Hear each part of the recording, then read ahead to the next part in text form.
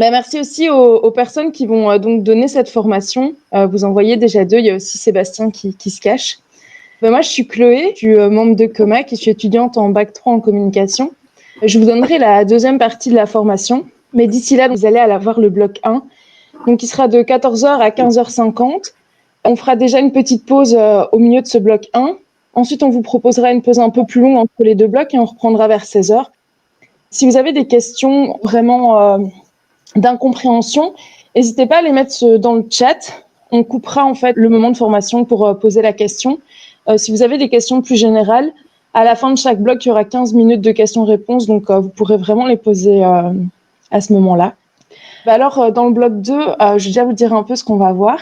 Donc, on va voir pourquoi est-ce que c'est important d'être féministe en 2021. Qu'est-ce qu'on a encore à gagner en fait de ces luttes-là? Qu'est-ce que les hommes ont à gagner aussi? Ensuite, on verra donc des théories féministes et des critiques marxistes de celles-ci. Puis, on verra en quoi, en fait, lors de crises comme par exemple la crise Covid qu'on vit actuellement, les politiques marchandent sur les droits des femmes. Et alors, finalement, on verra les stratégies féministes actuelles, donc contemporaines, mais aussi la stratégie que nous, on peut apporter, en fait, dans cette 4e vague. Donc, voilà, bonne formation. Je vais laisser donc Chloé et Céline se présenter. Ok, donc bonjour à tous, moi c'est Chloé De Guide, je suis actuellement en train de faire des études de psycho et j'ai eu la grande chance aujourd'hui de pouvoir préparer cette formation avec plusieurs personnes et on a déjà hâte de vous présenter ce qu'on vous a préparé. Moi c'est Céline Rollin, je suis en première, deuxième bac en géographie dans la faculté des sciences et donc je vais vous présenter avec Chloé le premier bloc 1. Alors, premièrement, on va d'abord introduire tout doucement bloc 1 via un WooClap, comme on a pu vous le dire. Et par la suite, je vais vous parler du féminisme libéral en tentant de vous expliquer comment celui-ci, finalement, s'oppose au féminisme marxiste, qu'est-ce qu'il défend et pourquoi ce féminisme domine actuellement et comment il s'organise au sein de nos sociétés. Alors ensuite, la partie d'après, donc je vais vous présenter féminisme, donc une histoire de lutte. Donc je vous parlerai des différentes vagues féministes historiques qui se sont déroulées durant les 2 derniers siècles passés, ainsi que la 4e vague actuelle.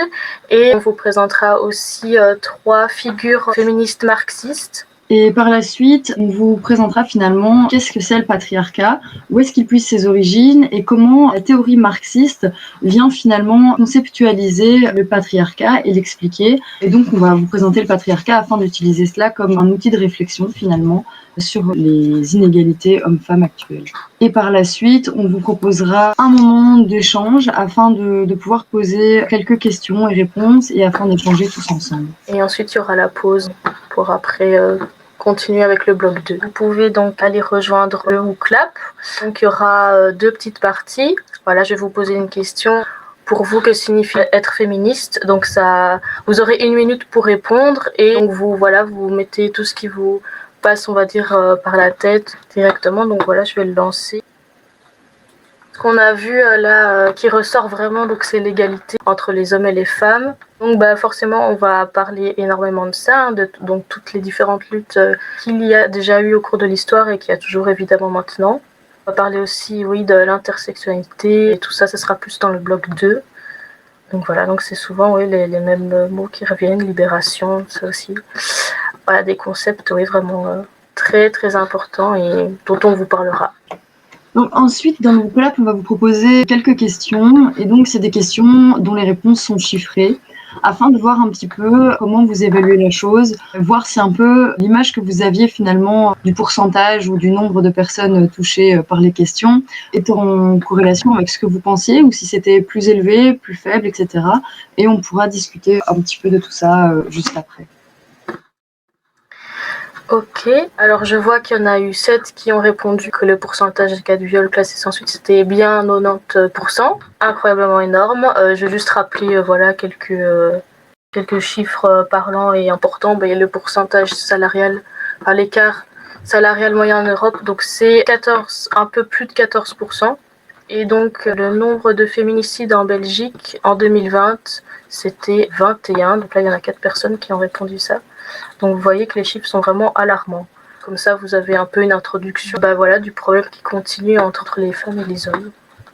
Alors maintenant, on va vous mettre une vidéo en lien avec le féminisme marxiste, donc qui va être finalement une petite introduction à ce qu'on va pouvoir voir par la suite. Donc ça se passe sur l'écran que Chloé partage. Il y a des sous-titres, sinon il y a la vidéo, c'est le lien YouTube de Cédric dans le chat.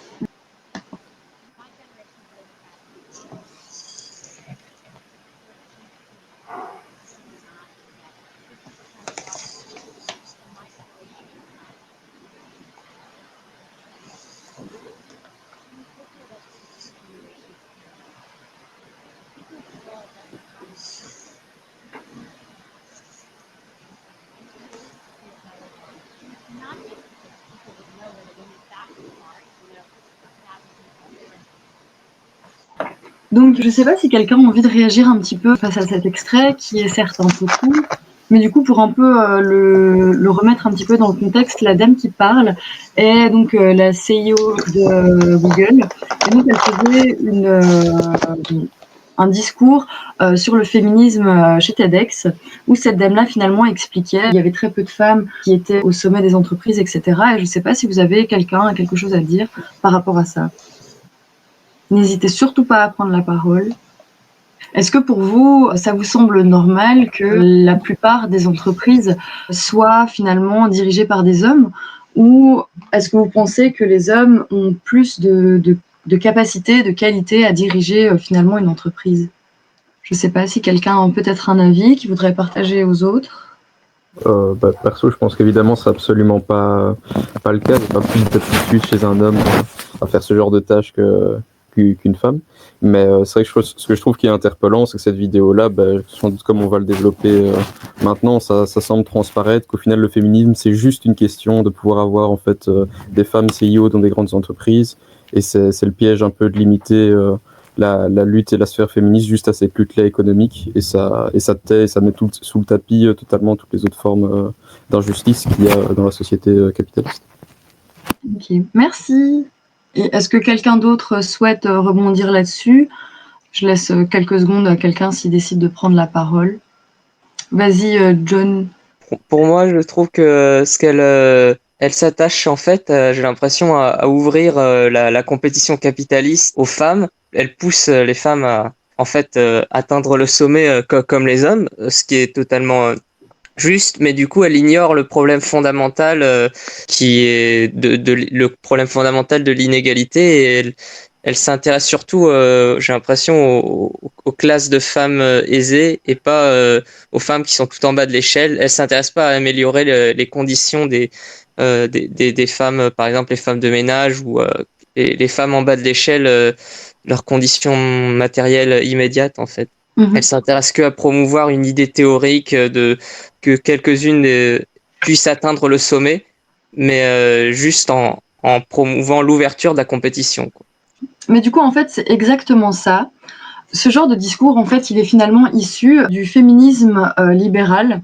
Et donc ici, on va un petit peu vous introduire finalement les notions essentielles du féminisme libéral. Donc à l'heure actuelle, on sait que le féminisme, il est de nouveau en plein essor, comme peuvent en témoigner finalement tous les mouvements tels que MeToo, Ni Una Menos, etc., etc. Et en fait, le féminisme libéral, actuellement, il prédomine dans les idées collectives. C'est pourquoi il nous semblait important, avant de parler de féminisme marxiste, d'introduire la notion de féminisme libéral, afin de pouvoir mieux comprendre les deux formes et la manière dont ceux-ci, finalement, s'implantent un peu dans les idées de la société. Premièrement, comme finalement le disaient les deux personnes qui ont pris la parole, qui l'ont un peu abordé différemment, la notion de plafond de verre indique que dans une structure hiérarchique, la possibilité de gravir les échelons et d'accéder à des niveaux supérieurs ne sont pas accessibles à certaines catégories de personnes, notamment les femmes. Ce qui signifie en fait que, dans la réalité des choses, les femmes, elles occupent souvent des postes hiérarchiques moins importants que les hommes et que leur ascension professionnelle est beaucoup moins évidente pour les hommes, voire complètement bloquée par ce plafond de verre. Et donc, l'une des principales revendications du féminisme libéral, c'est de permettre aux femmes d'accéder à des postes hiérarchiques importants et de leur donner la possibilité finalement d'être des businesswomen. C'est donc de pouvoir briser ce plafond de verre pour s'élever dans la hiérarchie socio-professionnelle.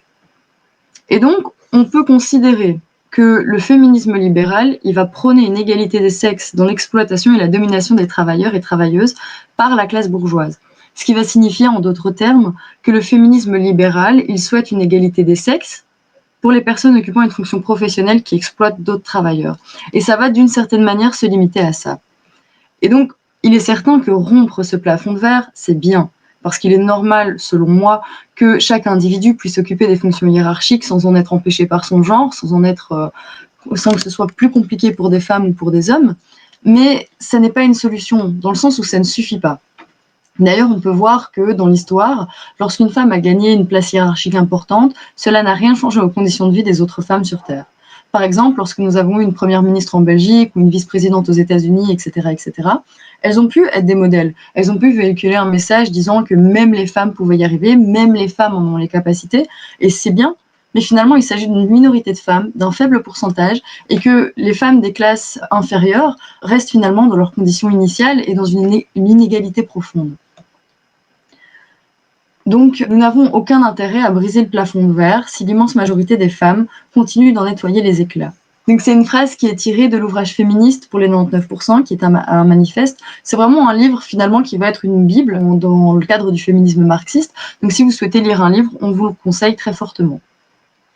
Cette citation, elle met en évidence le fait que briser le plafond de verre, ça n'entraîne pas nécessairement la résorption du plancher collant.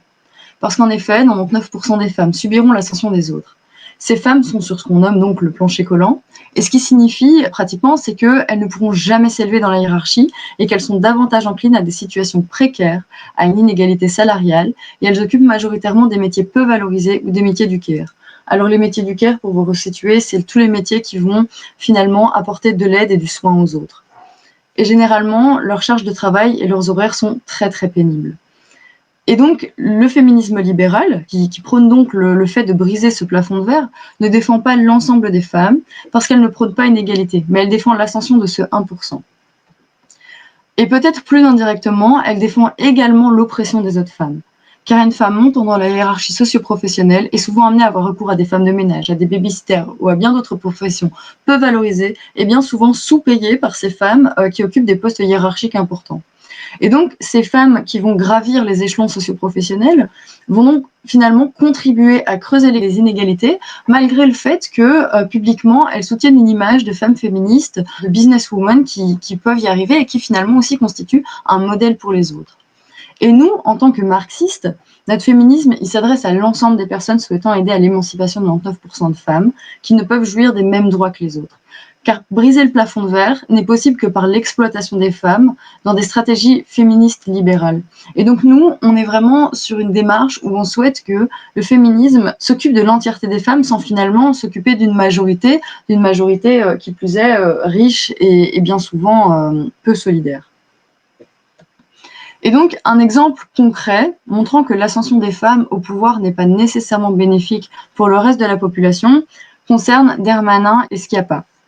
Donc le premier, ça a été quelque chose qui a été fortement médiatisé, donc vous connaissez peut-être un petit peu l'histoire, si je puis dire, mais je vais essayer de remettre ça en contexte. Donc le premier, donc Darmanin, il occupe une fonction de ministre de l'Intérieur, et la seconde est secrétaire d'État à l'égalité femmes-hommes. Et donc c'est une femme qui s'autoproclame féministe libérale. Et donc c'est en France. Darmanin, il a reçu plusieurs accusations de viol, et Schiappa, qui, bien qu'elle dise défendre les femmes et occupe un poste en lien avec l'égalité homme-femme, c'est important de le ressouligner, on s'attendrait à ce qu'elle dénonce ce genre d'acte. Et pourtant, cette dernière défend Darmanin face aux accusations de viol à son égard. Et donc, elle justifie ça en disant que la justice ayant prononcé un non-lieu, cela signifie que les femmes sont sans aucun doute des menteuses. Et donc, la réponse, ce sont vraiment ces trois non-lieux en justice. Il n'y a pas besoin d'aller plus loin. Si la justice a dit que, la justice a dit que. Elle va également dire que ces accusations sont de la récupération politique qui ont été faites par les personnes de gauche dans le but de finalement grappiller, si je puis dire, des électeurs, etc. Mais alors, l'autre problème, c'est aussi que cette femme, devant prôner l'égalité homme-femme, est islamophobe. Et elle dénigre ces femmes et ne les considère même pas, finalement. Et donc, elle va attaquer d'autres pays et va défendre la France en disant que de toute manière, c'est mieux ici, etc. Et donc, elle continue à oppresser finalement toutes ces femmes, etc. Et ça, c'est vraiment un exemple de féminisme libéral où les féministes défendent uniquement la femme blanche et d'un statut social élevé tant que celle-ci ne nuit pas aux affaires. Et surtout, il ne faudrait pas qu'elle nuise aux affaires. Alors, on débarque déjà dans la deuxième partie qui est sur le féminisme, une histoire de lutte, parce qu'il faut comprendre en fait les mouvements féministes actuels viennent en fait des mouvements féministes du passé et qu'il hérite aussi de tous ces autres mouvements-là. Donc en fait, c'est important de tirer des bilans de ces mouvements passés et du coup de proposer des perspectives politiques actuelles. Et donc c'est très important de rappeler l'histoire des luttes féministes parce qu'en fait, il y a eu vraiment des luttes intenses avec des théories complètement différentes. Et on va vous expliquer en fait pourquoi la place de la femme, elle est dans la révolution. Alors, ces vagues féministes, elles sont quand même assez compliquées, il y a beaucoup de points, donc je vais vraiment plus vous résumer par une approche vraiment plus historique et synthétique d'un point de vue assez large, car on pourra évidemment, malheureusement, pas parler de tout. Donc, la première vague féministe, elle prend place en fait à la fin du 19e siècle jusqu'à la moitié du 20e siècle. Elle correspond en fait plus à une lutte vraiment pour les droits politiques et en particulier pour le droit de vote. Alors en fait, ce qui se passe, c'est qu'à la fin du 19e siècle au Royaume-Uni, tout le monde avait le droit de vote, même les pauvres, mais les femmes, absolument pas. Donc il y a eu un mouvement qui a commencé à se faire et qui s'appelle dans son entièreté mouvement suffragiste. Et en fait, elle avait comme figure en fait les suffragettes. Je ne sais pas si vous en avez déjà entendu dans certains de vos cours ou quoi, mais donc on appelait les suffragettes donc ces femmes qui militaient pour le droit de vote. Donc ça a commencé vraiment en Angleterre et cette première vague féministe des suffragettes, c'était vraiment essentiellement des femmes blanches et bourgeoises.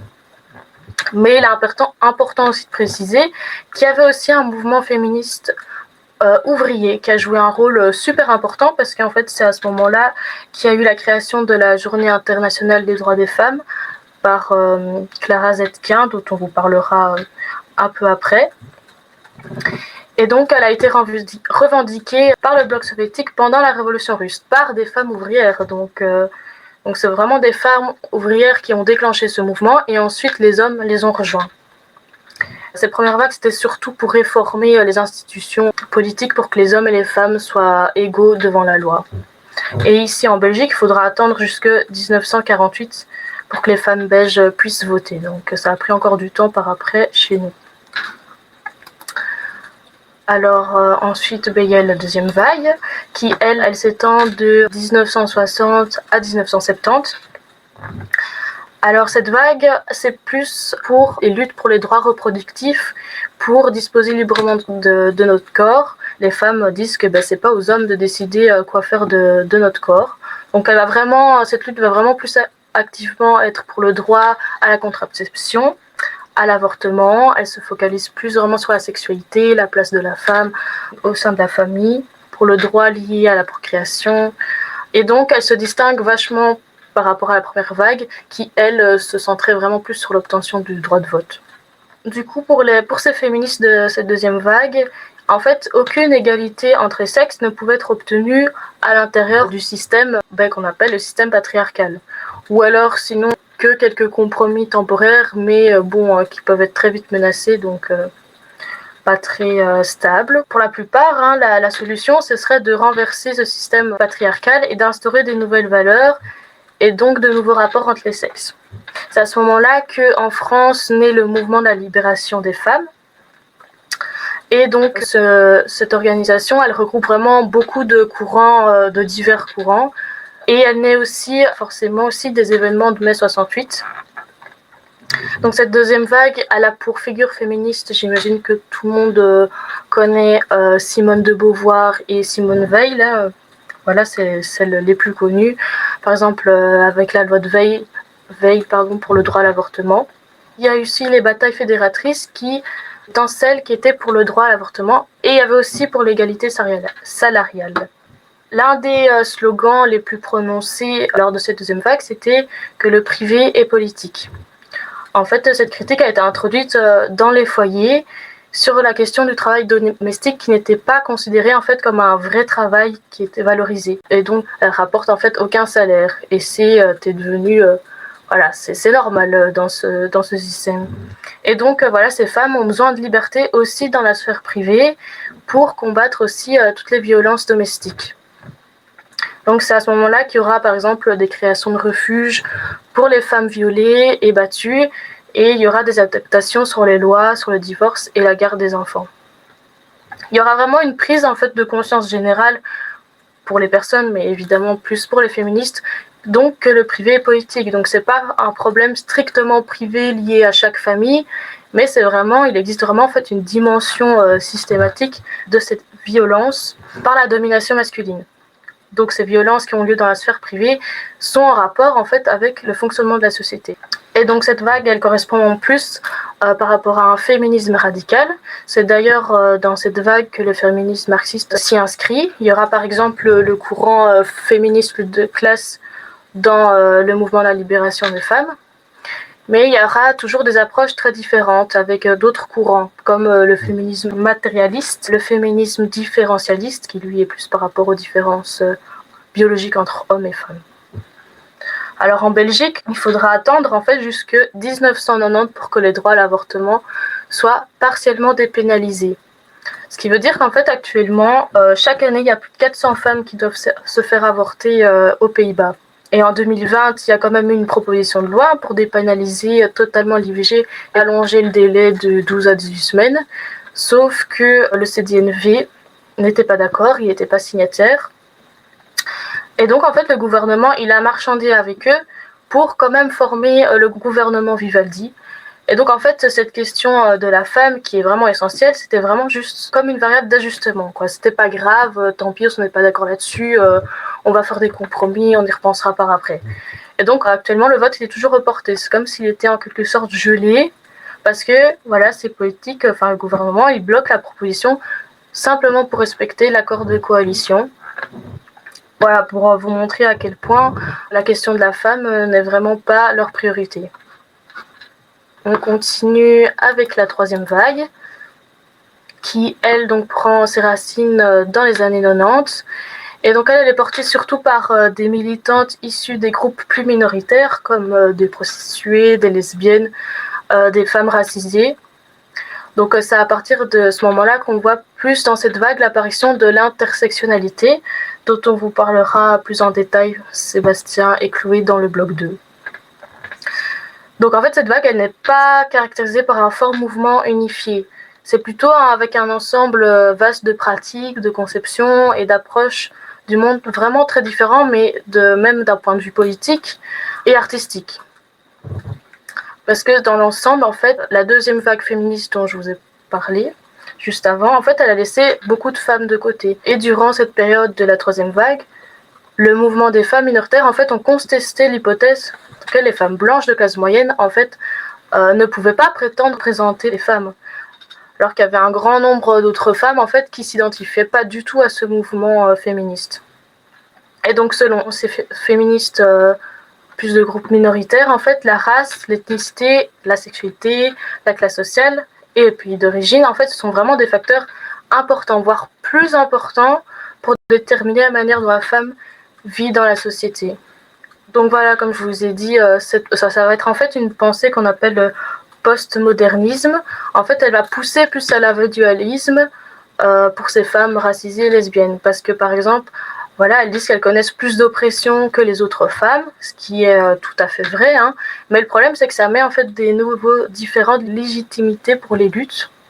Par exemple, pour elles, un homme blanc ne pourrait ni être féministe ni antiraciste parce que en fait ce serait un allié du système patriarcal, du système dominant. Donc comme je l'ai dit, donc c'est celles qui subissent le plus d'oppression, donc forcément elles peuvent mieux comprendre en fait le problème du patriarcat, mais le souci, on va dire plus dans cette troisième vague, c'est qu'il y avait plus de divisions, alors que pour lutter pour les mêmes choses, il vaut mieux lutter tous ensemble. Alors maintenant, je vais vous poser une question et vous faire interagir. Est-ce que pour vous, vous pensez que nous sommes toujours dans la quatrième vague féministe? Est-ce que vous aurez des idées de pourquoi? Est-ce qu'elle est toujours en cours actuellement?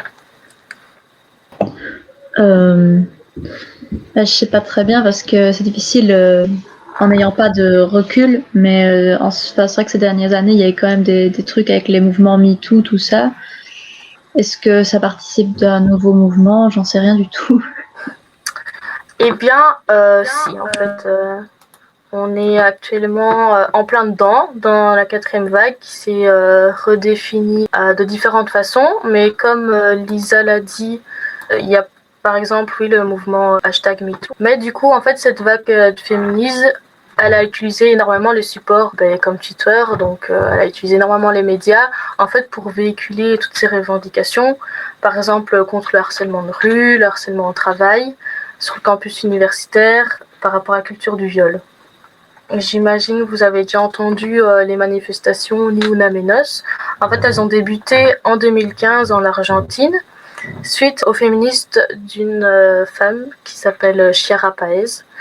Et en fait, cette manifestation et son nom viennent à la suite de nombreux féminicides qu'il y avait eu auparavant. Il y en a énormément. Et on voit aussi en fait des signes avant-coureurs de cette manifestation en Inde en 2012. Je ne sais pas si vous vous rappelez, mais en fait, il y a eu un viol et une torture collective par rapport à une étudiante dans un bus à New Delhi. Par rapport à ça, il y a eu énormément d'émeutes et donc le mouvement par après Ni Una Menos s'est stabilisé, mais a surtout pris une énorme ampleur parce qu'elle a pris une ampleur dans tous les pays d'Amérique latine, en Uruguay, à l'Équateur, au Pérou, en Colombie, en Mexique, et donc c'est dans plus de 100 villes en même temps qu'a lieu des manifestations de ce genre. Donc en fait, cette nouvelle vague, elle avait vraiment plus un caractère internationaliste. Donc il y avait du soutien dans le monde entier de ce collectif Ni Una Menos. Alors pour vous citer un peu quelques exemples, il y a eu par exemple le Women's March contre Trump. On a eu 4 pendant ces 4 ans d'investiture. Il y a eu la grève en Islande contre les écarts salariales. Je crois que ça avait déjà débuté dans les années 70, mais ça a repris vraiment une ampleur maintenant énorme. Et les femmes, en fait, elles sortaient de leur travail à partir de l'heure à laquelle elles étaient plus payées. Il y a eu la lutte pour le droit de l'avortement en Pologne qui a réuni 150 000 manifestants. Il y a eu une grève aussi féministe historique en Espagne, la Huelga Feminista. Elle a rassemblé 550 000 participants dans tout le pays, même dans les coins les plus reculés. Dans plein de lieux de travail différents, les travailleurs et les travailleuses ont arrêté de travailler, même dans des grandes entreprises comme Seat. Et ensuite, il y a eu l'apparition de l'hashtag MeToo aux USA en 2017, suite à l'affaire Weinstein. Et il y a eu l'équivalent en France de Balance ton porc. Donc ça a vraiment pris une ampleur, voilà, on le voyait partout, sur tous les réseaux. Et j'imagine que vous aviez remarqué vraiment aussi depuis cette année les hashtags MeToo Louvain-la-Neuve, les pas une de plus pour les témoignages de féminicide et des témoignages d'abus sexuels par exemple qu'il y a eu sur le campus. On l'a aussi vraiment vu partout sur les réseaux. Et comme dernier exemple, je citerai les blouses blanches en Belgique aussi, qui, elles, ça a débuté déjà en 2019, avant le Covid. Donc ça, c'était plus contre tout ce qui était la dégradation des conditions de travail. Et les blouses blanches, qui réunit évidemment beaucoup plus de femmes que d'hommes. Donc en fait, tous ces hashtags, on va dire, sont un prolongement de cette vague. Donc il va renforcer vraiment l'ampleur internationale.